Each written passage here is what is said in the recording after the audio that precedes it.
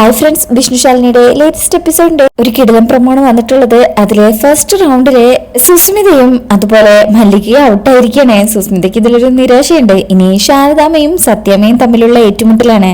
രേഖ madam പറയും ഇനിയുള്ളത് second round ആണ്. അതിനു മുമ്പ് ഒരു ചെറിയ ബ്രേക്ക് കൊടുക്കുന്നുണ്ടെന്ന് തോന്നണോ?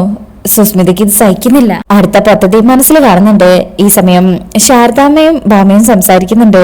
ശാരദാമ്മ പറയും വിജയം ഉറപ്പിച്ചുകൊണ്ട് തന്നെയാണ് ഞാൻ വന്നിരിക്കുന്നത്. ഇതിൽ വിജയിക്കല്ലാതെ മറ്റൊരു മാർഗം ഞങ്ങൾക്കും ഇല്ല എന്ന് ഭാമയും പറയും. അങ്ങനെ കേരള ട്രഡീഷണൽ ഫുഡാണ് അവർക്ക് രണ്ടുപേർക്കും ഉണ്ടാക്കാനായിട്ട് കൊടുത്തിരിക്കുന്ന ടോപ്പിക്ക്. അങ്ങനെ വീറും വാശിയും നിറഞ്ഞുകൊണ്ട് ശാരദാമ്മയും സത്യഭാമയും നേർക്ക് നേർ. ഈ സമയം ഇവര് രണ്ടുപേരിൽ ആരോ ഒരാളെ തോൽപ്പിക്കാനാണെങ്കിൽ രണ്ടുപേരെയും തോൽപ്പിക്കാനോ എന്നൊന്നും അറിയില്ല.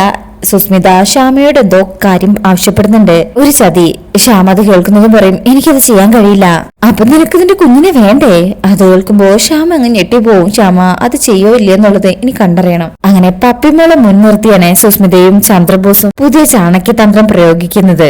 ശേഷം പിന്നീട് കാണിക്കുന്നത് പപ്പിമോളെ റൂമിൽ ഇങ്ങനെ അടച്ചിട്ടിരിക്കുകയാണ്. പാവം അവിടെ ഇരുന്ന് ഇങ്ങനെ കരയുന്നുണ്ട്. അങ്ങനെ പിന്നീട് അല്പസമയം കഴിഞ്ഞാല് ഇവരുടെ പാചക മത്സരമൊക്കെ കഴിയുന്നുണ്ട്. രേഖ മേഡം അത് ടേസ്റ്റ് ചെയ്ത് നോക്കുകയാണ്. ശാരദാമ്മയും ഭാമയും നല്ല അടിപൊളിയായിട്ട് തന്നെ ഫുഡ് ഉണ്ടാക്കിയിട്ടുള്ളത്. രണ്ടുപേരും ആ വിജയിയെ കേൾക്കാനായി കാത്തിരിക്കുന്ന ഭാഗമാണ് ഇനി വരാൻ പോകുന്നത്. നിങ്ങളുടെ അഭിപ്രായത്തിൽ ആരായിരിക്കും വിജയി? ശാരദാമ്മയാണോ അതോ സത്യാമ്മയാണോ അതോ ശ്യാമ? സുസ്മിത പറഞ്ഞതുപോലെ ആ കടും കൈ ചെയ്യോ? നിങ്ങളുടെ അഭിപ്രായങ്ങൾ കമന്റ് ആയിട്ട് രേഖപ്പെടുത്തുക. താങ്ക്